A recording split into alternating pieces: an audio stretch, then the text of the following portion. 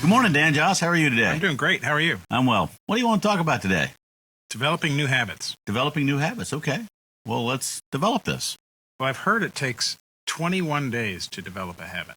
And then I've also read 60 days may be more reasonable.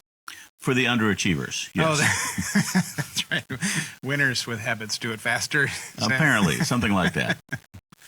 But developing a new habit is something we're going to talk about today. We're near the new year. We are. We all want to do different things or better things or new things in the new year. And so we have laid out our calendars and put in our commitments. And that gives us the rest of the space to do other things with. Yes.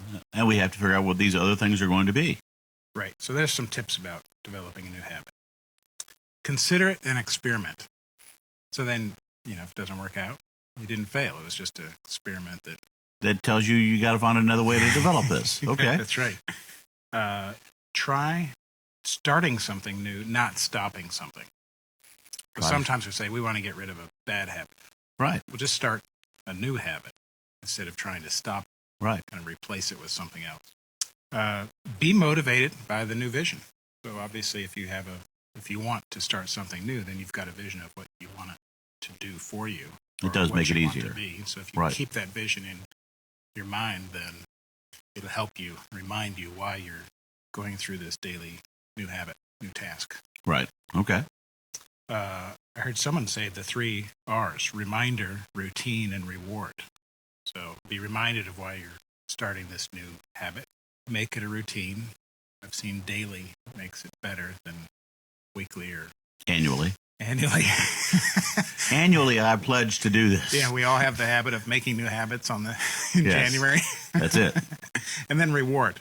So once you've done something, the task of the new habit is now routine. And so reward yourself something. Yeah, I do that every time I go on a diet. Once I lose 5 pounds, I go out and I order pizza and a sundae.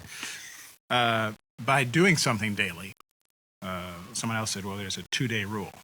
Give yourself a little grace if you don't do it one day. Okay. But don't miss 2 days. Gotcha. So that kind of...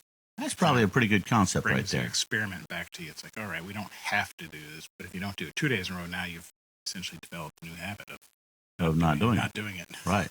And you can use that guilt from missing it the one day to be your motivator to say, yeah, you know what, I did screw up yesterday. I really got to get it right today. As opposed to, I screwed up yesterday. Forget it, I'm done. That's right. I missed 2 days. Now I'm done. All right. Right. There you go. Another person said, journal the benefits. Journal the benefits. Yeah, write down benefits of whatever that new habit is. It's health or relationship or in our business, money-wise, or whatever those benefits are as you continue this and as this new habit develops, write it down. That's a way of reminding yourself that you're on track and you're seeing progress. Okay. As financial advisors, we help our clients change some of their money habits. So probably a good idea. Part of our value added is we give advice, we educate, we train, and in some ways direct change behavior to make their financial lives better. Okay. Because, for a minute there, it was sounding really like a whole body self-help talk, not just a money talks here. So, But it is a money talks. And really, I guess, if we think about it, if you can take care of some of those other things, it makes the money thing so much easier to deal with. Because if you've got all these alligators chasing you somewhere else, it's hard to focus on your money. And vice versa.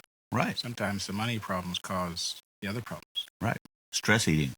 Are the alligators the ones eating the stress? No. Okay. No, they're not. All right. So if someone wants to talk to you about stress eating or money, what's the best way for them to do that? Phone call is best. 757-903-2127. All right. And email, website? Our website is jossbrown.com.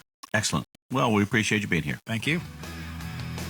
Money Talks is a weekly program presented for the listener's benefit and entertainment. It is provided at no cost to the listener, and the ideas, opinions, and comments are not to be construed as legal advice, tax advice, investment advice, or other advice specific to the listener. Listeners are encouraged to seek the advice of a licensed professional or other qualified party when dealing with financial, legal, tax, medical, investment, insurance, taxidermy, plumbing, electrical, carpentry, real estate, chiropractic, veterinary, oral hygiene, hot air ballooning, etc. We have given you some food for thought. Now, call a licensed professional such as Dan Joss at 757-903-2127. Thanks for listening, and remember, failing to plan is planning to fail.